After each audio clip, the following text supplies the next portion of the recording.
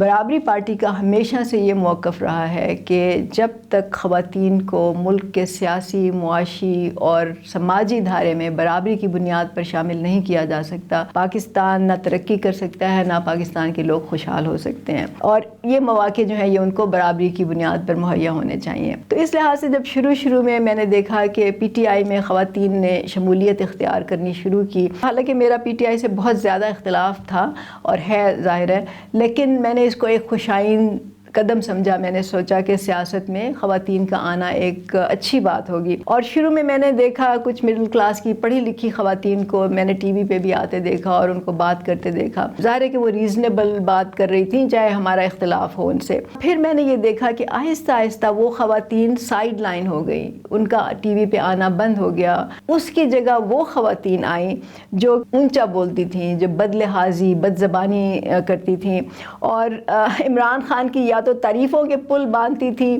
اور یا پھر عمران خان کے مخالفوں کو وہ برا بھلا کہتی تھیں اور ہر طرح کے ان پہ حملے کرتی تھیں۔ ان خواتین کو میڈیا پہ جگہ ملنی شروع ہو گئی، اور مجھے ہنسی آتی ہے جب سرتاج گل نے یہ کہا، انہوں نے کہا کہ جی جو بارش ہوئی ہے وہ بھی عمران خان کی وجہ سے ہوئی ہے، مطلب اس حد تک یہ لوگ چلے گئے۔ اس کے بعد پھر کیا ہوا کہ جب 9 مئی آیا تو اس وقت تو اس کی انتہا ہو گئی، مطلب سب سے زیادہ پذیرائی ان عورتوں کو، ان خواتین کو ملی جنہوں نے اس میں بڑھ چڑھ کر حصہ لیا، خاص طور سے ان خواتین کو جنہوں نے فوج کو برا بھلا کہا، جنہوں نے گالیاں دی، جنہوں نے پولیس کے ساتھ بدتمیزی کی، اور ان کو جو ہے ہیرو بنا کر پیش کیا گیا۔ حالانکہ یہ ہمیں معلوم ہے کہ ان خواتین کو اگر آپ بٹھا کے ان سے کوئی سیریس گفتگو کریں تو ان کے پاس نہ علم ہے، نہ عقل ہے، نہ کوئی ان کے پاس سمجھ ہے، نہ سوچ ہے، صرف بد زبانی ہے، جہالت ہے اور گالم گلوچ ہے۔ لیکن ان کو اٹھایا گیا، ان کو ہیرو بنایا گیا، ان کو سوشل میڈیا پہ پروموٹ کیا گیا، ان کی ٹک ٹاک ویڈیوز بنی،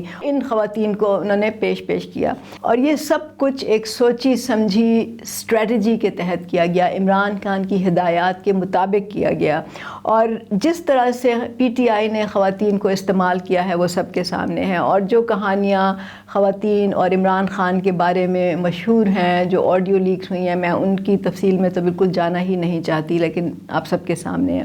اور پھر اس کا نتیجہ یہ ہوا کہ جو خواتین سیاست میں سنجیدگی سے آنا چاہتی تھیں، نظریے کی بنیاد پہ آنا چاہتی تھیں، کچھ کرنا چاہتی تھیں، اپنا ایک باعزت مقام بنانا چاہتی تھیں، وہ یا تو خود ڈر کے مارے پیچھے ہٹ گئیں، اور یا پھر ظاہر ہے کہ ان کی فیملیز نے ان کو منع کر دیا۔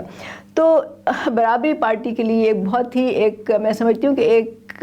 جرم ہے ہمارے لیے، جس کی کہ پی ٹی آئی کو سزا ملنی چاہیے، کہ انہوں نے خواتین کے سیاست میں آنے کے راستے بند کر دیے، جو ہماری نظر میں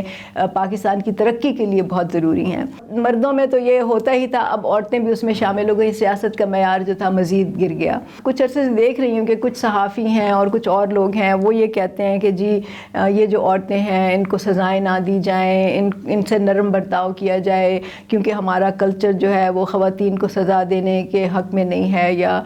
خواتین کا اتنا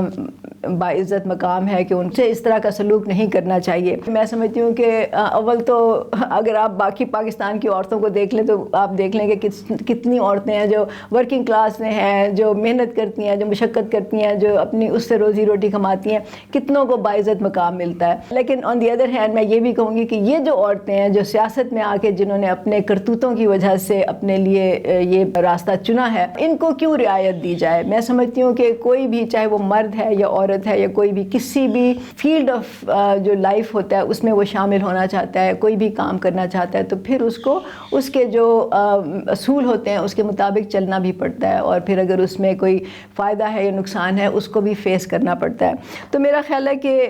اس وقت جو یہ عورت کارڈ کھیلا جا رہا ہے اس بنیاد پہ میں اس کے حق میں نہیں ہوں۔ اگر کسی نے کوئی جرم کیا ہے، چاہے وہ مرد ہے یا عورت ہے، اس کو اسی طرح سے جو آپ کہتے ہیں نا قانون کی بالادستی ہونی چاہیے، تو اس کو اسی طرح سے ٹریٹ کرنا چاہیے، اسی طرح سے اس کا فیصلہ بھی ہونا چاہیے۔ مختصراً میں یہ کہوں گی کہ عمران خان نے خواتین کو، عورتوں کو اپنے سیاسی مقاصد کے لیے استعمال کیا، بجائے اس کے کہ وہ ان کو ایک باعزت مقام دیتے، ایک باعزت طریقہ بتاتے سیاست میں آنے کا۔ انہوں نے اس طرح کے ہتھ کنڈے استعمال کیے اور خواتین کو استعمال کیا، جس طرح انہوں نے اور لوگوں کو استعمال کیا، جس طرح انہوں نے اپنے سیاسی جو ان کے حمایتی تھے یا ان کے ساتھ جو لوگ کھڑے ہوئے تھے جنہوں نے ان کے لیے قربانیاں بھی دیں ان کو استعمال کیا، جس طرح انہوں نے فوج کو استعمال کیا اور پھر بعد میں گالی گلوچ کی، اسی طرح انہوں نے عورتوں کو بھی استعمال کیا، اور یہ بہت ہی افسوسناک بات ہے۔ اور ہم اس کی مذمت کرتے ہیں. اور میں سمجھتی ہوں کہ عورتوں کو اس وقت خیال آنا چاہیے کہ ان کے ساتھ کیا ہوا اور کیسے ہوا, اور عمران خان نے کس طرح سے ان کو ذلیل کیا ایک طرح سے. تو برابری پارٹی پاکستان یہ سمجھتی ہے کہ خواتین کو برابری کی بنیاد پہ سیاسی, سماجی اور معاشی جو دھارا ہے ملک کا, اس میں برابری کی بنیاد پہ ان کو مواقع ملنے چاہیے, ان کو ایک